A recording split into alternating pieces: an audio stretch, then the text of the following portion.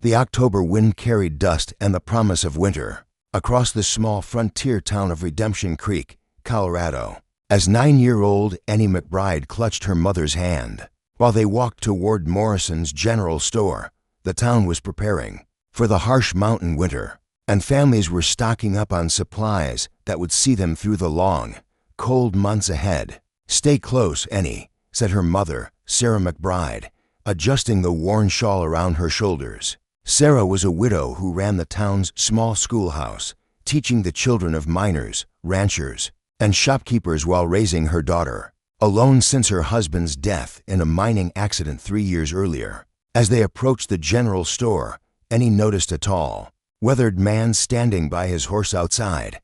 He was perhaps 40 years old, with prematurely gray hair and eyes that seemed to carry the weight of old sorrows. His clothes marked him as a rancher, practical, well-worn, but quality leather and denim that spoke of someone who worked the land successfully.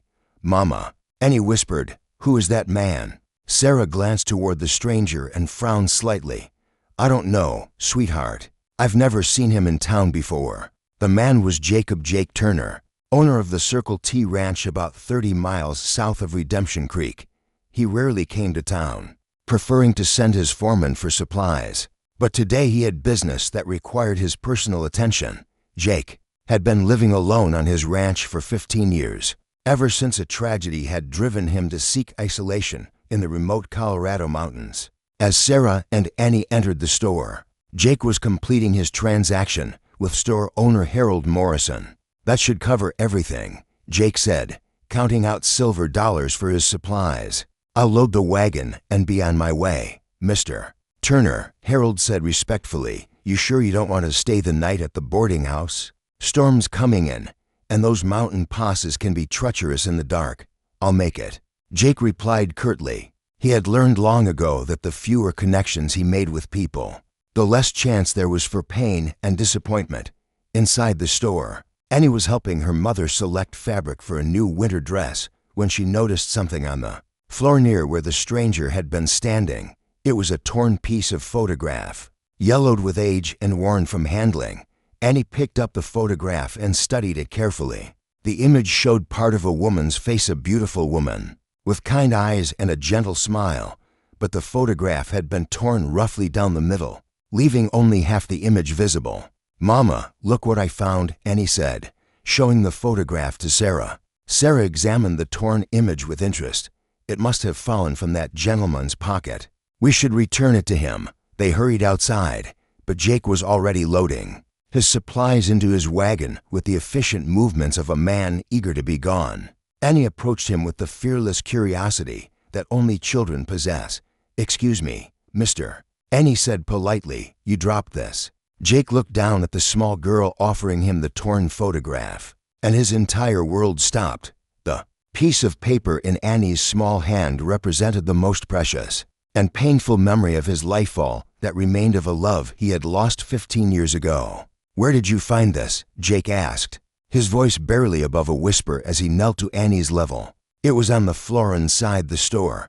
It must have fallen from your pocket."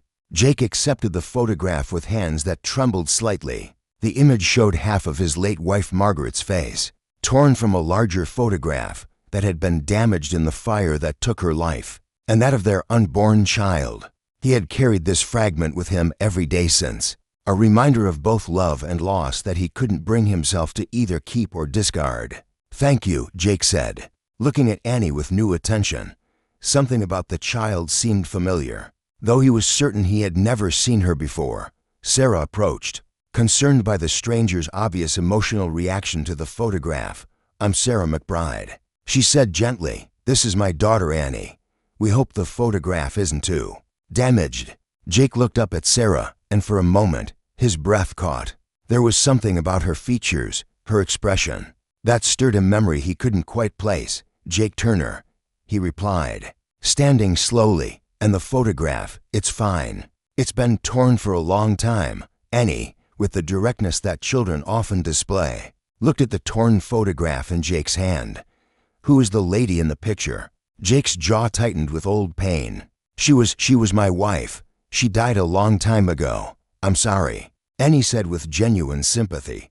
My papa died too.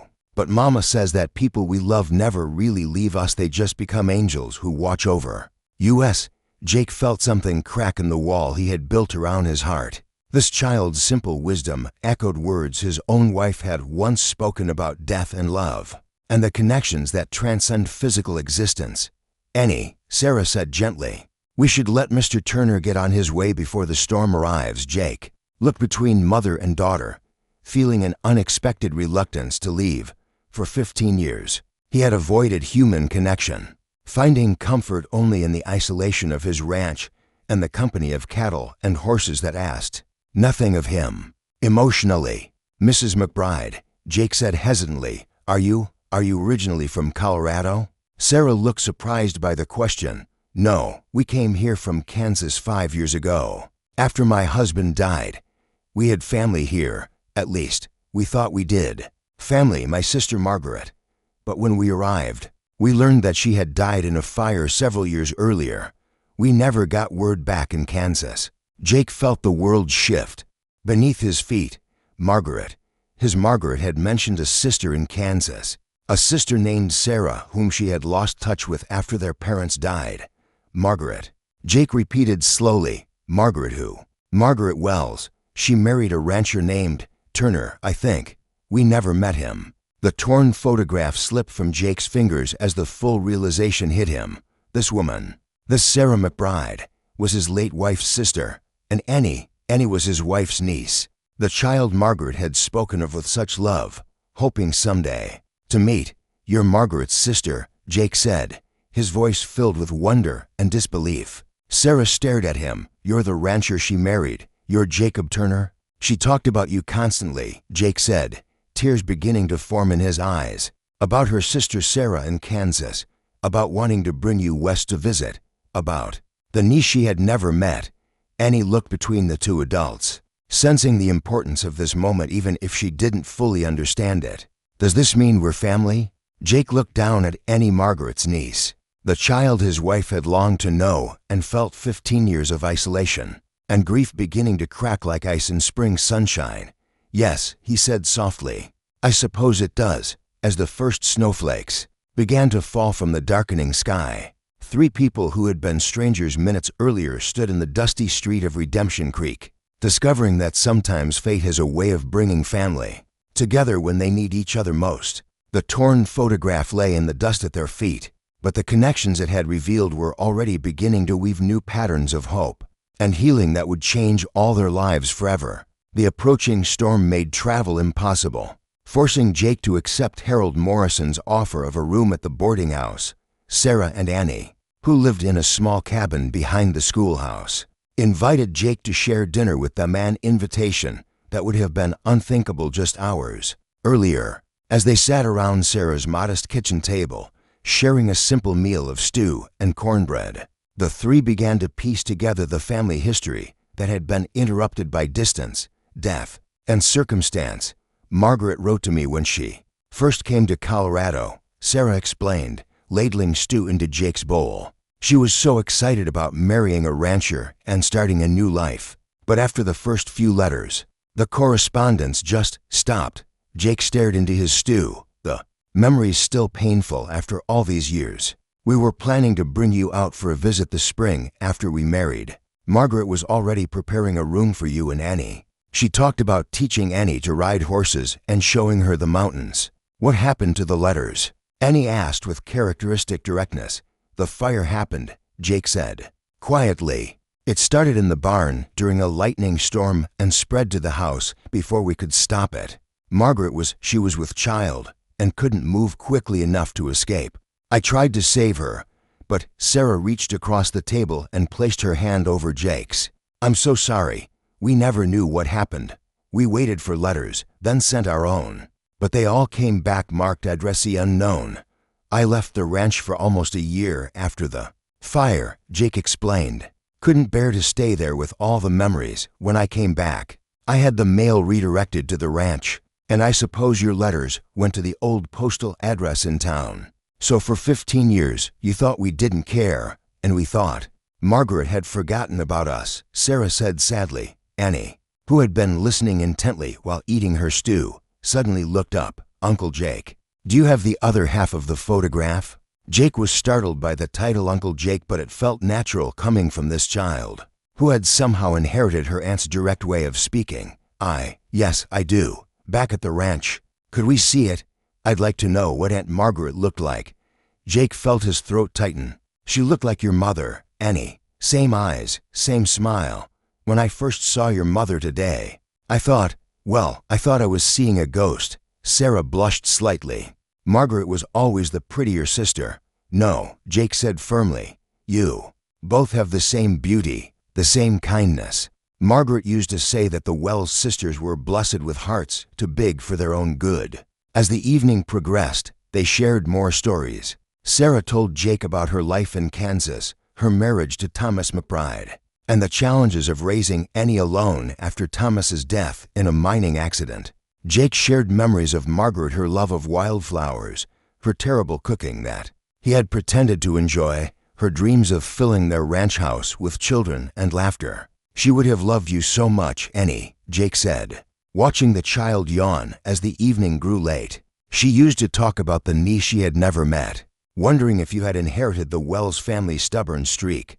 "I definitely have." "That," Annie replied with a grin that reminded Jake so strongly of Margaret that it took his breath away.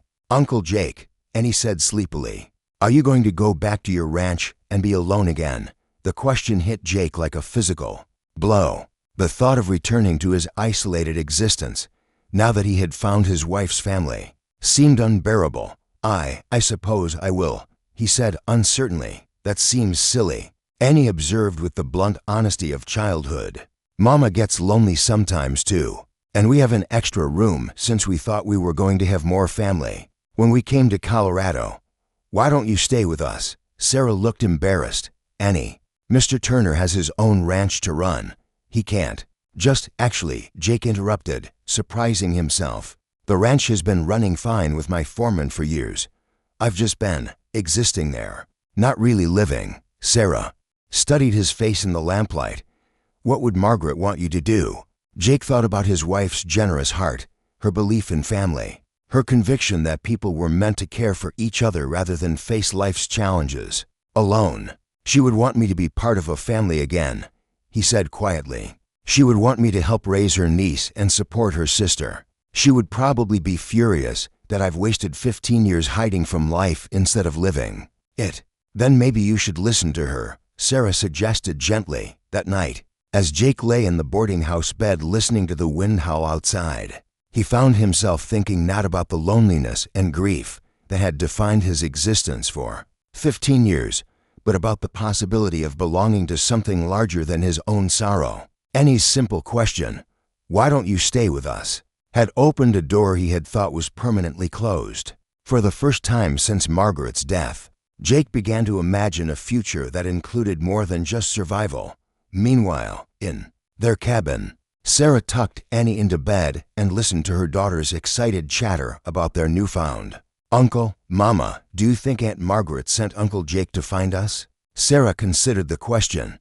"What do you think, sweetheart?" "I think she did, and I think she made sure I found that piece of picture so we would know who he was."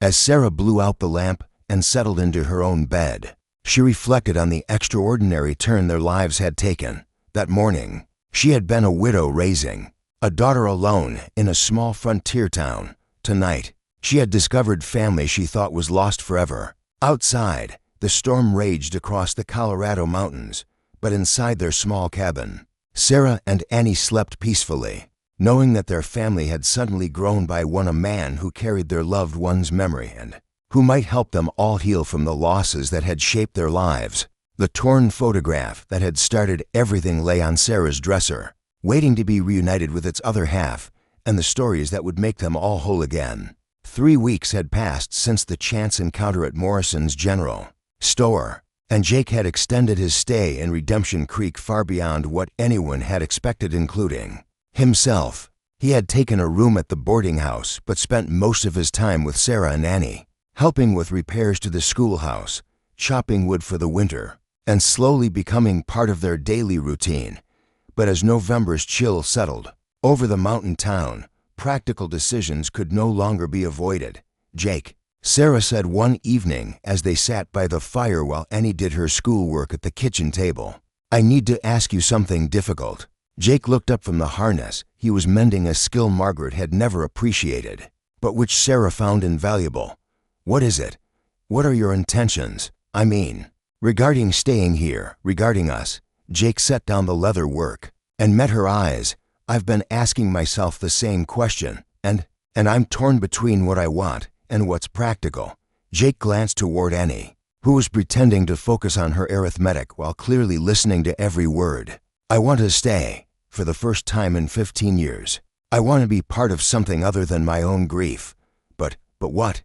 But I have responsibilities. The ranch employs 6 men year-round, and their families depend on those jobs. I can't just abandon that." Annie looked up from her schoolwork. "Why can't we come with you to the ranch?" The adults fell silent. The possibility had been hovering unspoken between them for weeks, but hearing it voiced by a 9-year-old made it suddenly real and immediate. "Annie," Sarah said carefully, "it's not that simple. I have my teaching position here, and the ranch is 30 miles away.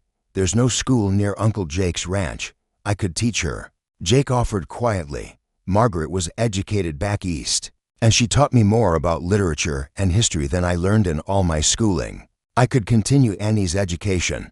And what about my work? The children here depend on me." Jake was quiet for a moment, then spoke with the careful tone of someone who had been thinking deeply about a complex problem. What if we found a way to do both?"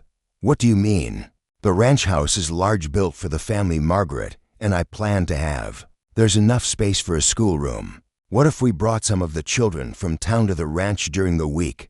Boarding school, but close enough for families to visit on weekends." Sarah stared at him. "You're talking about starting a school on your ranch?" "I'm talking about creating something Margaret always dreamed of, a place where families could flourish, where children could get a good education while learning practical skills, where people could build something together." Annie's eyes lit up with excitement. "Like having all my friends come live at the ranch too, something like that," Jake said, warming to the idea as he spoke. "Some of the families in town are struggling. A boarding school would give their children opportunities they wouldn't have otherwise, and parents could contribute through work rather than just money." Sarah felt her heart racing with the possibility. It would be a massive undertaking.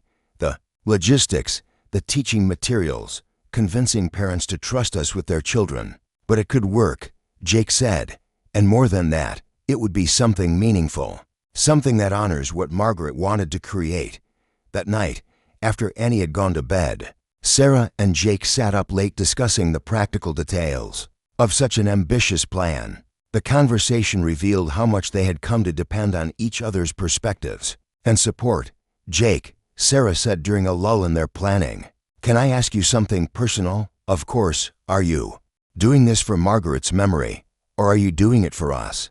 Jake considered the question carefully. "Both, I think. Margaret would love the idea of the ranch becoming a place of learning and family, but I'm also doing it because these past 3 weeks have shown me what I've been missing. I'm doing it because I care about you and Annie, and I want to build a future together." "Together how?" Jake met her eyes directly. "Sarah, I know this might seem sudden, and I know the circumstances are complicated, but I've fallen in love with the life we've created together. I love watching you teach. I love Annie's questions and observations. I love feeling like I'm part of a family again." Sarah felt tears starting to form. "Jake, I'm not asking you to replace what you had with Thomas, just like you're not asking me to forget Margaret. But I am asking if you think there might be room in your heart for a different kind of love, a love built on friendship, shared purpose, and the understanding that we've both learned how precious family really is." Sarah was quiet for a long moment, studying this man who had appeared in their lives so unexpectedly and who had gradually become essential to their happiness. "The children at school have been asking when Uncle Jake is going to marry me and become their stepfather. Officially," she said with a small smile. "And what do you tell them?" "I tell them that adults have to make complicated decisions carefully. But Jake, I need you to know that Annie and we've both come to love you. not as a replacement for what we've lost, but as something new and precious in its own right.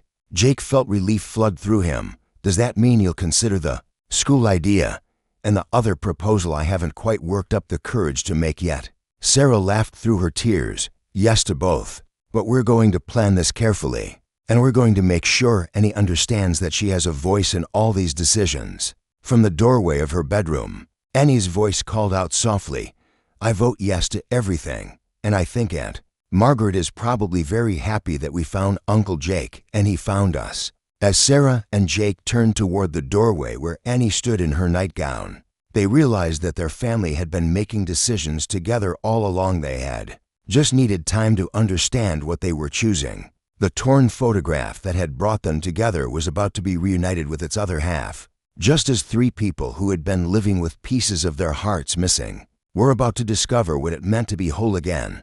1 year later, the Circle T Ranch had been transformed into something that exceeded even Jake's ambitious vision.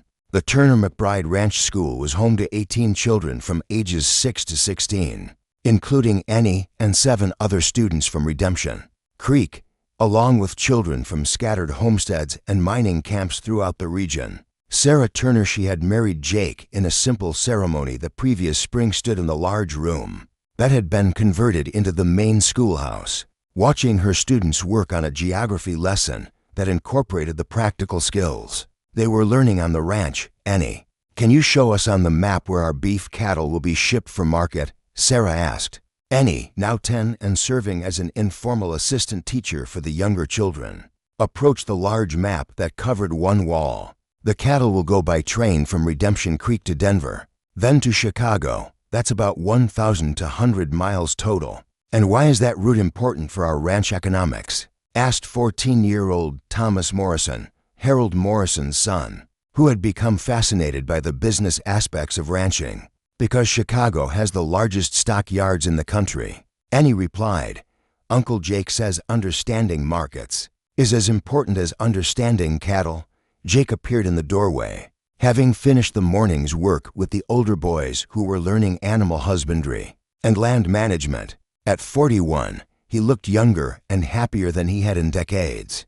The weight of isolation and grief replaced by the energy that came from purpose and family. How are the lessons going?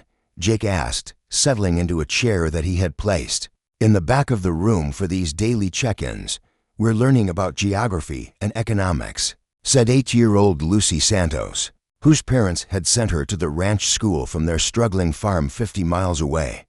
And this afternoon, Mrs. Turner says we're going to practice writing letters to our families. The letter writing was one of Sarah's innovations, ensuring that children maintain strong connections with their parents while gaining the educational opportunities the ranch school provided.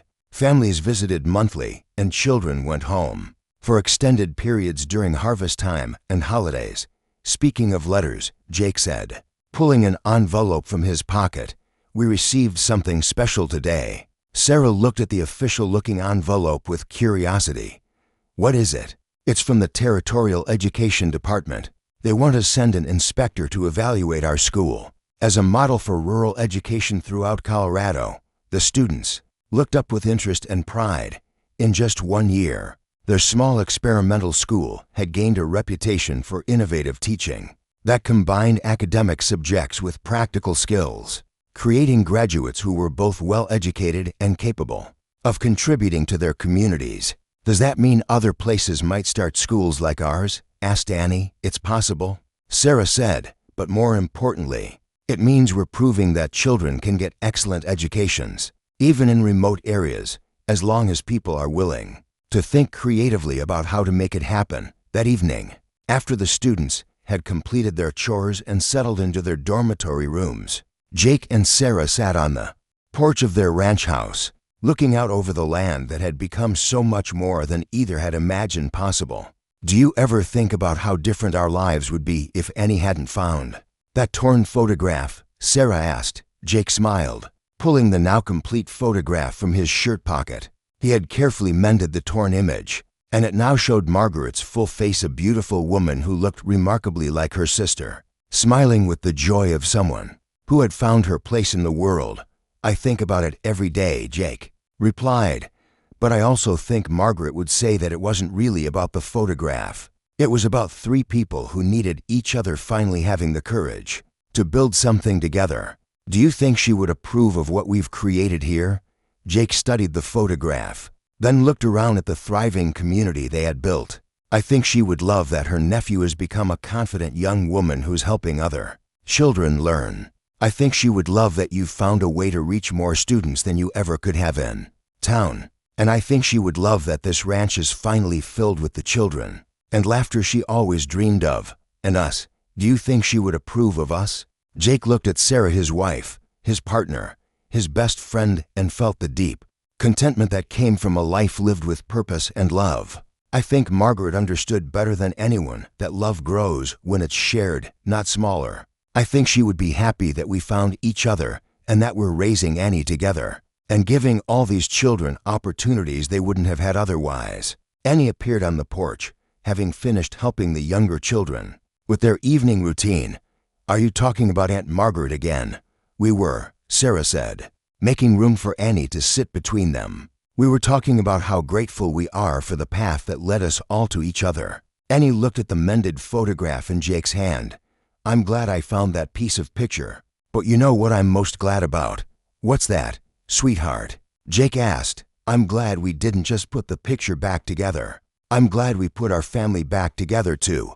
As they sat together on the porch, watching the sunset paint the Colorado mountains in shades of gold and purple, Jake reflected on how a moment of loss, a dropped photograph, had become the beginning of everything he had found. The ranch that had once been a monument to grief was now a celebration of life, learning, and the power of family to heal old wounds and create new possibilities. The torn photograph had been mended, but more importantly, three hearts that had been broken by loss had discovered that sometimes the most beautiful families are created not by chance, but by the courage to recognize love when it appears, and the wisdom to nurture it into something that honors both the past and the future. The Turner McBride Ranch School would go on to become a model for rural education throughout the American West, but for Jake, Sarah, and Annie, its greatest success would always be the proof that families can be rebuilt, dreams can be resurrected, and love can grow stronger when it's shared across generations and communities. Margaret's photograph, now whole again, would always hold a place of honor in their home, not as a symbol of what was lost, but as a reminder of the love that had brought them together and the future they were building in her memory.